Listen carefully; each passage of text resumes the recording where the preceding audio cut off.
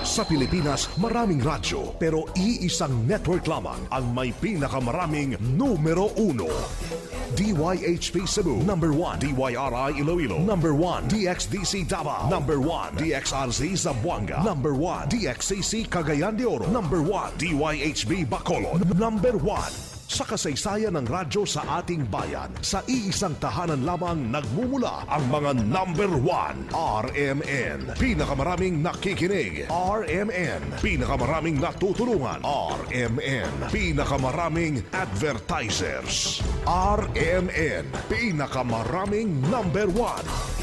Jensen, Iligan, Pagadian, Dipolo, Cotabato. Pinakamaraming himpilan. Naga, Baguio, Dagupan, Viga, Lucena, Kawayan, Legazpi, Masbate, Ormo, Tuguegarao, Cotabato, Coronadal, Surigao, Dipolo, Malaybalay, Ozamis, Sorsogon, Butuan, Calibo, Rojas at Metro Manila. In history, it is written, number 1 is Tatak RMN. Kangit-ngit o mga suliran sa kalibutan, suliran sa mga kabataan, nagkadaiyang korupsyon sa katilingban, o bisan sa atong simbahan, adiksyon o suliran sa droga, panagbahin-bahin sa katawhan, sa relihiyon o tinuhuan, o guban pang mga suliran, unsay mga hinungdan na ining tanan. Tungod ni ini nahimugso na tao kining tulumanon, lamdag sa kahitasan, tulumanon nga muayag, mubatbat o mutubag na ining tanan. Uba na ining inyong sulugoon, Silbert Donduyano alias Veritas. Lamdag sa kahitasan! Lamdag sa kahitasan! Ang maong tulumanon, inyong madungog matag adlaw, Lunes hangtod Sabado sa may alas 6:30 ngadto sa alas 7 sa gabi. Ug sa adlawng Domingo, alas 2:30 ngadto alas 3 sa hapon.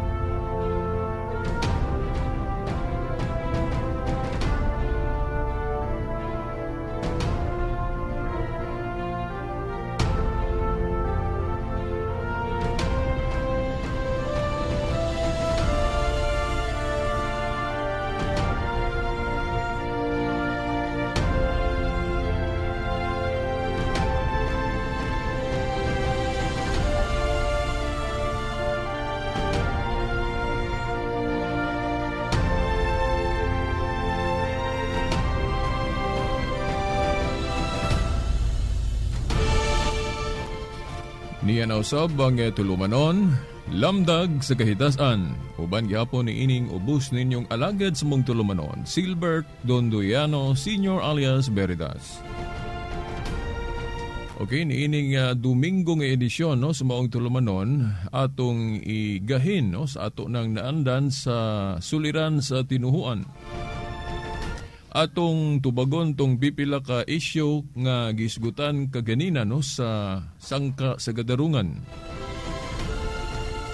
Unahon na to tong gibasa gali sa librong katoliko nga Doktrina Kristiyana nga giingon dito nga ang pari ilis sa Dios dinhi sa yuta.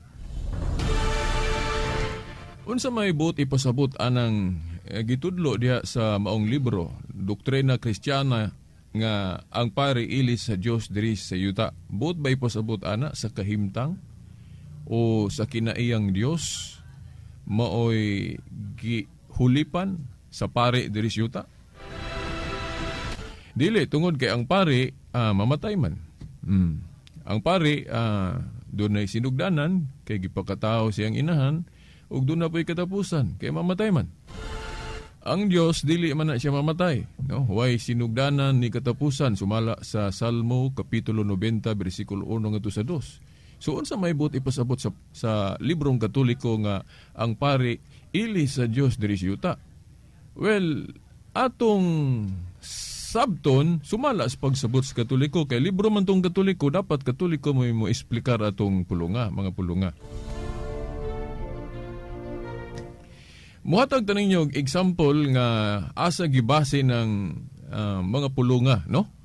Sa Juan 21:15 ngadto 17, kadto bang trabaho o katungod ni Kristo sa pagka-shepherd o kana bang pagpakaon sa panon, isip leader, iyang gitugyan ngadto ni Pedro, no?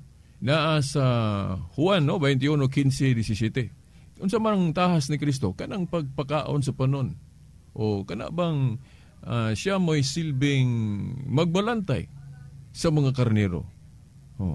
Trabaho to ni Kristo pero iyang gitugyan nga to ni Pedro. Nga naman kay si Kristo mobalik naman og asisagikan kay Dios man siyang nagpakatao. Ni kanaog sa diri sa yuta kay nagpakatao dayon katong nahuman na to iyang misyon diri sa yuta. Namatay siya, nabanhaw din ibalik kadto sa langit pero ang iyang trabaho sa pagkamakita nga shepherd iyang gipatrabaho ni Pedro. Kanang sa Juan 21:15-17, unya unsa man si Kristo? Unsa man si Kristo? Di ba Dios dili lang kay tao, sumala sa pagtuong Kristiyano. Sumala sa pagtuong Katoliko nga si Kristo Dios nga nagpakatao. So mo na ibot pasabot nga ang katungdanan ang gitumbok diha nga giilisan diri sa yuta, dili kay ang kinaiya. Now, laapay laing example ana. Sa Exodo kapitulo 7 bersikulo 1, kadto bang si Moses giingnan sa Dios nga, Moises, himuon ko ikaw ingon nga Dios sa atubangan ni Paraon. O buot ba ipasabot ato sa Dios nga nahimo ng Dios si Moses sa kahimtang nga di na pud mamatay? Di mahimo na pud siyang way sinugdanan nga Dios gyud sa kinaiya? Dili oy. Ngano man? No? Nganong giingon man sa Dios ngadto ni Moises bisag dili sa Dios sa kahimtang, nganong giingnan man siya sa Dios nga Moises himuon ko ikaw nga sama nako. O diya sa King James klaro gyud, ingon nga Dios sa atubangan ni Paraon. Ambot pasabot sa Dios dito nga tungod kay ang katungdanan ni Moses, katungdanan niya nga iya sa Dios kay sinugo gud siya sa Dios. Ang tingog sa Dios siya may gadala, nahimo siyang spokesman, mura ra pod siya Dios diri sa yuta. Ano man, kay ang iyang tingog kinahanglan tuhuan kay spokesman gud siya sa Dios, pero dili siya Dios sa kahimtang. Parehas gud anang giingon diha sa Mateo 23:9 nga nag-ingon diha nga ang amahan ra o ang Dios ra mao'y amahan. O di ba? Ang Dios ra mao'y amahan. Sa atong pagtuong Kristiyano ni. Pero nganong tawagon man lagi natog amahan ng kanang atong leaders pamilya. O kana, simple ra kaayo na nga analysis. Nganuan, kanang giingon nga ayaw pagtawag og amahan diri sa yuta, no, ni Kristo, nag-ingon man siya diha. Referido man na ako naman ang explicar diri sa nangagi natong programa nga nagpataas magud ang mga Pariseo og mga magtutudlo sa balaod. Mapahitason ba ang ilang kinaiya mo nang wa ganahi si Kristo sa ilang batasan? Mo nang nagapamulong siya diha og ayaw mo pagtawag og amahan diri sa yuta. Ang iyang gitumbok anak kadtong batasan sa mga Pariseo og mga magtutudlo sa balaod nga dili angayan anang titulo sa amahan. Nganuman, kay dili gusto ang Dios nga kita diri magpahari-hari ta nga mapahitason ta. Ang gitudlo ni Kristo nato kanang pagpaubos. So sukwahi sa gipakita sa mga Pariseo ug mga magtutudlo sa balaod mo na nga kanang titulo sa amahan dili lang galing kay amahan. Titulo nga teacher, magtutudlo o pangulo, dili sila angayan ana kay ang angayan ana nga titulo, no? Kanang magpaubos, kanang dunay kinaiya sa mapahiubsanon. Naa sa kuan Mateo 23:11 pasabot na ni Kristo nga ang magpaubos ipataas. But pasabot katituluhan og taas. Pero ang magpataas kuno ipaubos. Mo na ibot pasabot ni Kristo nga dili angayan sa titulo nga taas samaan ng teacher, tatay o pader, dili angayan ang mga tao nga mapahitason ana. Pero dili but pasabot nga sayop na lang gyud ang pagtawag og labaw o pangulo o tatay o pader sa mga tao nga angayan ana parehas ni Pablo. Nganong niingon man siya diya sa 1 Corinto 4:15 nga nahimo akong amahan ninyo sa maayong balita. 1 Corinto 4:15. Nganong nasulti man na ni Pablo? Tungod ba kay nagpakadiyos siya sa kahimtang dili oy. Kay hibalo man si Pablo anang pagtulunan ni Kristo sa pagpaubos. So therefore, dili but pasabot niya nga niingon siya nga amahan siya ingon nga Dios na pod sa kinaiya dili. Tungod lang sa iyang katungdanan isip sulugoon. Kay ang katungdanan gud isip sulugoon, nagpaubos man ka ana, but pasabot ipataas ka. Angayan ka anang titulo sa amahan. Mo bitaw nga kanang atong pamilya, nganong ang leader des pamilya, nganong tawgon man natug tatay, amahan nga titulo man na sa Dios. Sa atong pagtuong Kristiyano o Katoliko, tungod kay gusto manggod sa Dios nga unta kanang pagdumala sa head of the family mo reflect ang pagmando sa Dios. But pasabot ba nga kanang atong amahan maglarawan unta na siya sa pagmando sa Dios. Ingon ana dili kay Dios na dayon ang kanang head of the family. Titulo lang gigamit para unta nga ang kinaiya sa Dios, kana bang ang pagkamaayo sa Dios mo reflect diha. Mo reflect diha sa amahan diha sa pamilya. Iyon na dili kay sa kahimtang na. So kanang pag-ingon diha sa doktrina Kristiyana nga ang pariili sa Dios but pasabot diha katungdanan ang gitumbok diha nga ingog Dios diri sa yuta. Pero dili sa kinaiya kay ang pari ang prueba ana nga dili siya Dios sa kinaiya tungod kay magampo man ang pari. Di ba? Kung Dios pa sa kinaiya ang pari, so dili na siya magampo. Dili na siya muluhod. Para sa anang pope, ngano man lagi kung Dios na ang pari sa kahimtang, ngano man lagi nga ang pope dinha sa Vatican na aman lagi prayer room. Kung nagpatuo siya nga Dios na siya sa kahimtang, dili Dios sa kahimtang ang but pasabot ana kay sumpaki na po na sa doktrina sa Katoliko nga usara ang Dios nga naas tulo ka persona, Amahan, Anak ug Espiritu Santo. So klaro na kay na kana lang Trinity nga pagtulunan sa Katoliko mo nay nagtug-an nga kanang pari kung ingnan man natug ingog Dios diri sa yuta dili na sabton sa kahimtang kundi sa katungdanan na nga ingog Dios diri sa yuta. Kay sila go spokesman sa mga pulong sa Dios diri sa yuta. Nakuha ninyo?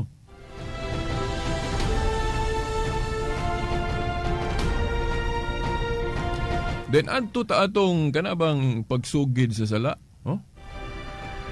Kay dili ko no maayo nga kung isugid nato ang atong sala nga tuspari bisag dili mo atong hingsalan, dautan na kuno na. Now, wa man po ko'y mabasa diri sa Biblia nga dautan kon ang atong mga sala ha, isugid na tuspari. No? Pero atong timan-an nga tinuod nang giingon sa Marcos 2:7 nga ang Dios ra gyud makapasaylo og sala. Wa tay lalis ana. No, di ta musupak ana bisag katong gisgutan ka ganina nga ang Dios ra makapasaylo og sala. Pero dili ta kabuot sa Dios nga kanang gahuma iyang itugyan usab. O himuon niyang instrumento ang tao sa pagpamasaylo og sala. Og naa man as Biblia, no? Atong basahon, no? Nga kanang gahom sa pagpamasaylo og sala nga iya lamang atong klarohon na iya lamang sa Dios iya nang gitugyan. But pasabot iyang gamiton ang tao sa pagpamasaylo og sala. Dili ta makabuot ana nga ang tao mo iyang himong instrumento sa pagpamasaylo og sala, no?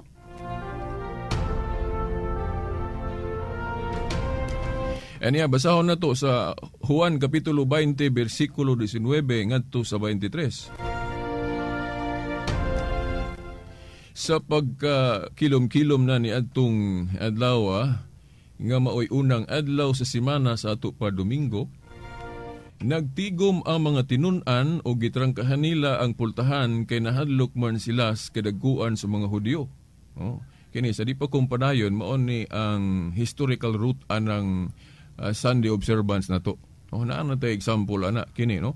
San Juan 20 bersikulo 19 giingon sa pagkakilom-kilom na ni adtong adlaw nga maoy unang adlaw sa semana o Domingo, nagtigom ang mga tinun-an o gitrangkahan nila ang pultahan kay nahadlok man sila sa kadagkuan sa mga Hudyo.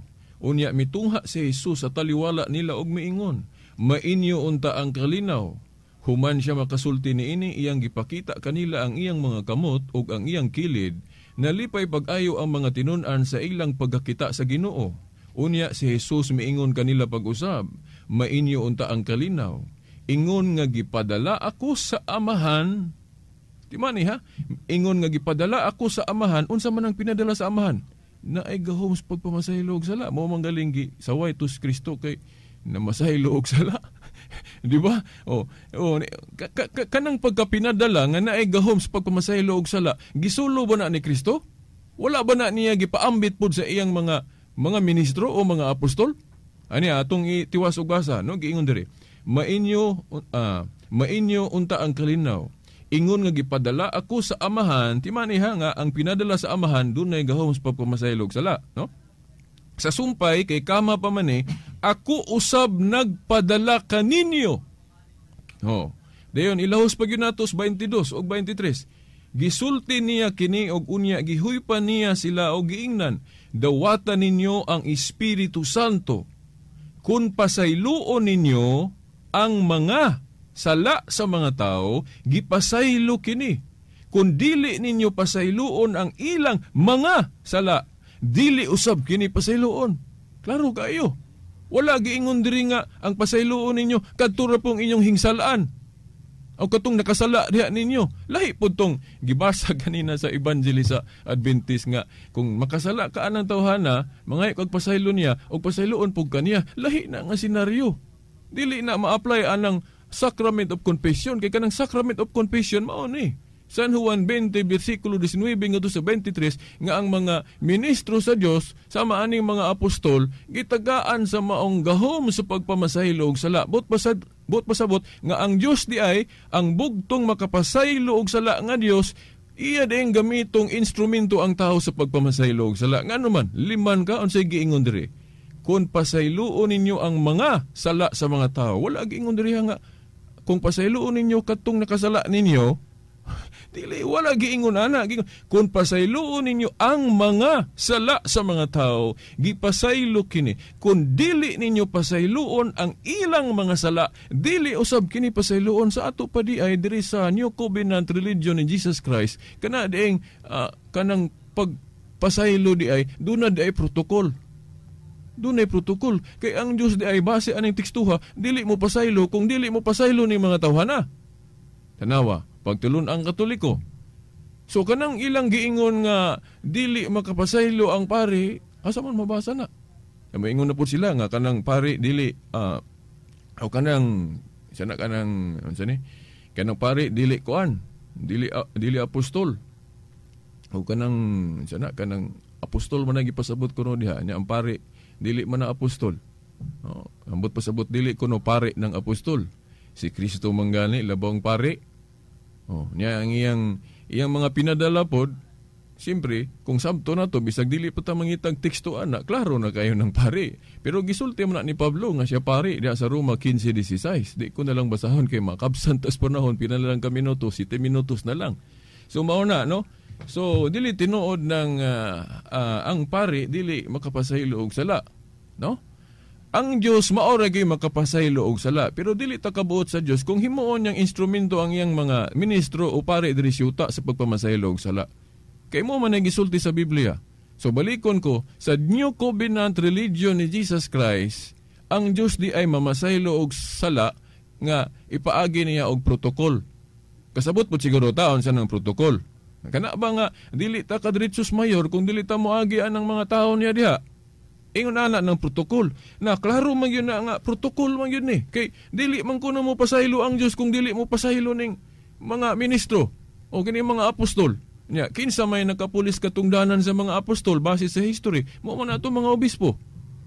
So naa nila nang gahumaw nya ila po nang gi-extend dito sa ilang mga pari nga giordinahan, no?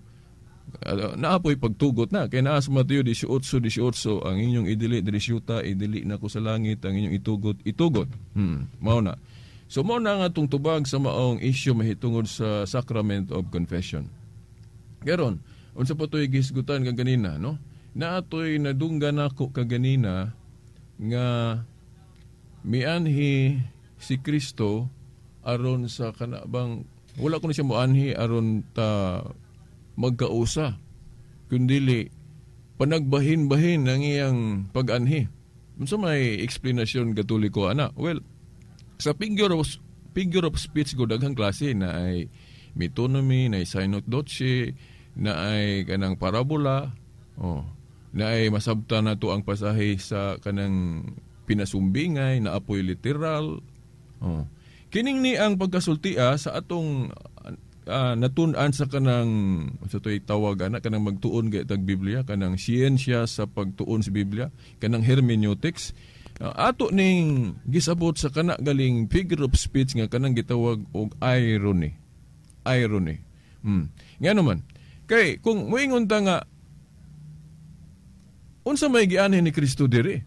Kung ato yung sabton, kalinaw man gyud ang iyang pag-anhi diri, gani ang ato mga igsoong Muslim tuo nga propeta siya. Yan ang propeta, nagdala man sa kalinaw. Pero nganong nagsulti man siya ana nga wala ako mo anhi aron sa pagdala sa kalinaw, kundi panagbahin-bahin. Irony lagi na. Unsa may pasabot ana sa pagtuong Katoliko? Ingon ani. Ang dala ni Kristo kalinaw. Pero ang mga tao gahi man og pagbati. Dili man sila ganahag kalinaw. Imbis kalinaw mo'y mahitabo, dili na lang kalinaw. Kaya dili man mutuo ang mga tao siyang pagtulunan sa kalinaw. So, pag-anhi niya dire, kung mutuo pa lang unta ang mga tao, kalinaw yun unta mahitabo. Pero gahi mag-ulo ang tao. Mo na nga ang pag-anhi niya, imbis kalinaw, dili na lang kalinaw mo yung nahitabo. Ug mo ni nahitabo ron, patay. Uy, kalinaw. Nga naman, kay dili man mutuo ang mga tao sa iyang balaod sa gugma.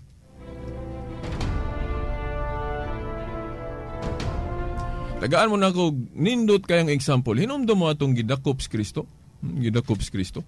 Pagdakop niya, hulbot dayon sa to, espada ba to, Brad Babe? Ni Pedro, hulbot dayon di espada si Pedro kay iya laging dipinsahan lagi si Kristo. Kay ang ilagong konsep ana galing gingharian ni Kristo, parehas ba atong daan ba ni David nga makigpatay ba? Mugamit yung espada. Si Kristo iya manggong giusab ang iyang New Covenant religion. Gingharian sa gugma, gingharian sa pagkamataro, nga dili ipaagi og espada. Mutong niingon si Kristo nga, kung akong gingharian, iya pa niining kalibutan na, mutugot siyang Pedro nga mo to'y buhaton. Katuloy, naputol mga itong daunggan na itong natikbasan Pedro, umo ba to? Pero gibadlong siyang Kristo kay pasabot ni Kristo nga ang iyang gingharian nga gitukod, dili na pinaagig dugoon. Gingharian sa gugma, kanang iyang pagtulunan, kanang formula, kanang giingon niya, kung bunon kag bato, balusan og pan. Sa to pa, gugma mo ibalos. Sa una, anay puranay, katong gihulagway basta ang kasabutan, bunon kag bato, balusan po ni mog bato. Mauna nga, kanang dili man na siya kay sa Old Covenant man na nya, katong Old Covenant dili pa man gud tumao, landong pa to, naay gipaabot ato ang katumanan ato balaod sa gugma katong dala ni Kristo. Kay ang kamatuoran nga kompleto nga kamatuoran wala pa moabot panahon ni Moises. Ang tibuok nga kamatuoran niabot pinaagi ni Kristo. Mao na nga ang kang Kristo giusab na tong mo katong ingog bunon kag bato balusag bato. Kanang mata sa mata, ngipon sa ngipon. Kinaraan na, Old Covenant na siya nga paghulagway. Pero sa New Covenant, ang formula, maunang kung bunon kag bato, balusag pan. Unya, yun sa man na pag-explikar, paghulagway ni San Pablo. Kanang naa sa Romans chapter 12. No, ato ko nung basahon ng Romans chapter 12, no? Mauna nga, gani ang simbahan, mauna hinungdan, nga nung nisupak anang kanagaling extrajudicial killing, kay dili na napamaaging ni Kristo diri sa New Covenant, no? Giunsa man pag-eksplikar ni Pablo ng pagtulunan ni Kristo. Ang imong kaaway gali ipahigugma? No?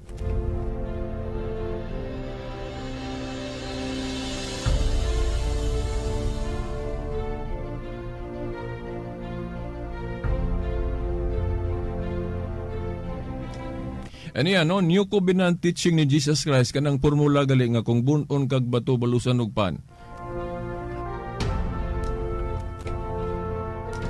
Kung buhatan kag daotan, by the way, no, Romans chapter 12 verse 17 to 21. Kung buhatan kag daotan ayaw baslig daotan. Buhata ang giila sa tanan nga maayo, kutob sa mahimo pagpakigdait sa tanang tao. Mga higala ayaw kamo panimalus. Kundili itugyan hinuon kini sa Dios. Kay nag-ingon ang kasulatan, ako'y manimalos, ako'y mubayad, nag-ingon ang Ginoo. Hinuon, sumala sa giingon sa kasulatan, kung gigutom ang imong kaaway, pakan asya. Kung giuhaw pa imna, kay sa paghimo mo niini, maulaw siya sa iyang gibuhat kanimo. Ayaw pa daog sa dautan, hinuon dag-ang dautan pinagi sa maayo. Na wala na gyud giingon diri nga kung bunon kag bato balusan pug bato. No? Nga kung lubaon ka, kung dili na kakabalos, suguon nimo tong imong igsuon kay mong luba pod, no? O dili na napagtulon ang sa new covenant. No? Gugma, pero lisod kay ni. Kay daghang Katoliko po di kapasaran di ba? Labi nag-eleksyon, pag binatuhay gyud, di ba? Puros mga Katoliko, mga kandidato magbinatuhay, di ba? Oo.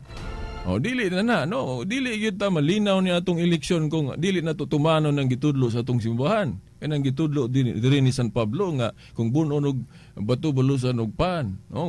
Dauton ka, ang imong ibalos kaayo. Aron unta maulaw siya, aron maundang siya na. Kay kana agong hatred, balusan og hatred, naay salida si Jet Li ana, pangitaan ninyo na nalimot kog title ni salida ni Jet Li ana nga kanang hatred begets hatred. Nga maayong laki to sa martial arts si Jet Li. Lupig niya iyang mga kontra. Nakakita magpaagi iyang kontra nga, be. Ato ko nung pamatyon ni iyang pamilya, unsay batio na ni.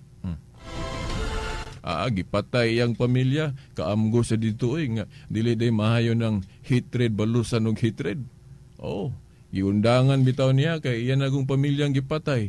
Ano siya nahimo, alang mauli pa to niyang kamatayon siyang pamilya. Adi naman. Pero ambot unsay na hunaan niya ato nga niundang siya og hatred nga balusan og hatred. Nagpaubos siya. Bisag maing laki siya sa martial arts, nagpaubos siya, wa na siya mopatay. Wa na siya mopatay. Hesus ang iyang kontra hinoon, mao may nalukmay. Naunsa man ning tawhana? Ug ato po ning ihawon. Murag di mapud maayo nga nawa na gali na dili na musukol. O sa ila pong pagkaisog, murag maulaw po sila nga ilang patyo ng tao nga walang kalaban-laban. Nagpaubo si Jet Li. Unsa man noon, nagig-amigo naman noon ng kontra. O mo na example nga, kanang hatred, balusan o gugma, malukmay ng hatred. Mubalos na po naggugma. Pangita araw ninyo, kamo, unsay title atong salida ni Jet Li, ganahan kay ko ato, martial arts to, pero na ay moral lesson. Ingon gali ko, doon na ay Christian lesson. Mao na hinungdan na hinumdo mo ni Mahatma Gandhi. Katong gipangutana siya nga katoy nagbasa man gud sa Biblia. Pagbasa niya sa Biblia, ingon siya nga nahimuot ko sa inyong Kristo. Pero wala ko mahimuot ninyong mga Kristiyano. Unsa may pasabot ni Gandhi ato? Kay si Gandhi god proponent siya anang pagtulunan nga kanang non-violence. Mahigugmaon po to sa kanabang peace o kalinaw to si Gandhi. Nya ang kalinaw gusto sa kabuton niya dili pinaagig violente. Mo na. Unya mo man iyang nakita da sa ebanghelyo ni Kristo. Inana man pud ang paagi ni Kristo non-violent. Amo nang nalipay si Mahatma Gandhi ni Kristo. Pero ingon siya nga nalipay ko sa inyong Ginoo. Believe ko niya, pero wala ko mahimuot ninyo mga Kristiyano. Nga naman, kaya mga Kristiyano, wala man musunod ni Kristo. Naagali makigpatay pod. Pagkatong hitabo day, balo man si akong amigo si Igsuong Babi, katong history sa onas mga katong ilaga ba to, Babi? No? Katong unsa to, moros bot po to? Ilang kaatbang ato? Okay. So baslanay sige lang patay nga naman. Kaya gaan ang hatred begets hatred. Pero wa tay panahon nga mo discuss og ayo ana. Di na nato na kalimtan nato na magpinasaylo ay taana kay dili na napagtulon nato ng patay. Wa naman tay igong panahon mga tinahod nga tigpaminaw. So ugma Lunes man ta, so alas 6:30 ta. Sa ngalan na lang sa atong mahal nga inahan, Mother Mary, mga kadagkuan sa atong simbahan, pinagi sa atong halangdong obispo diri sa Diocese of Dipolog, Monsignor Severo Cairmari, uban as mga kaparian, Kining ubos ninyong alagad sa mong tulumanon, Silbert Dondoyano Sr. alias Veritas, uban sa atong mga igsuon sa technical side, Danilo Luod o Expedito Ilumba. Hangtod sunod higayon, sa ngalan sa Amahan, sa Anak, sa Espiritu Santo. Amen. Kangit-ngit o mga suliran sa kalibutan, suliran sa mga kabataan, nagkadaiyang korupsyon sa katilingban, ug bisan sa atong simbahan, adiksyon o suliran sa droga, panagbahin-bahin sa katawhan, sa relihiyon o tinuhuan, ug uban pang mga suliran, unsay mga hinungdan na ining tanan. Tungod niini nahimugso na tao kining tulumanon, lamdag sa kahitasan, tulumanon nga muayag, mubatbat ug mutubag na ining tanan. Uban na ining inyong sulugoon, Silbert Dondoyano alias Veritas. Lamdag sa kahitasan! Lamdag sa kahitasan! Ang maong tulumanon, inyong madungog matag adlaw. Lunes hangtod Sabado, sa may alas 6:30, ngadto sa alas 7 sa gabi. Ug sa adlawng Domingo, alas 2:30 ngadto alas 3 sa hapon. 3:00 in the afternoon is the hour of great mercy. At this time our Lord Jesus Christ died on the cross and redeemed the world. Let us now get our prayer leaflets ready, so we may pray all together the 3:00 prayer. Let us pray. You died, Jesus, that the source of life flowed out for souls, and the ocean of mercy opened up for the whole world.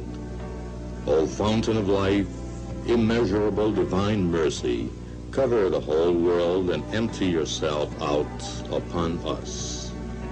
O blood and water which flowed out from the heart of Jesus as a fountain of mercy for us, I trust in you. Holy God, Holy Mighty One, Holy Immortal One, have mercy on us and the whole world.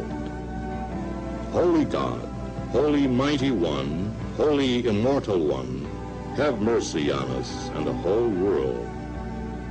Holy God, Holy Mighty One, Holy Immortal One, have mercy on us and the whole world. Amen. Jesus, King of mercy, we trust in you. We have just, as one nation, started the beautiful 3:00 habit. We have just prayed to our Lord Jesus Christ for peace in our country and the whole world. We fervently hope that we started in you this 3:00 habit for you to keep and offer a few seconds of your time each day to talk to Jesus and pray for forgiveness of sins and world peace.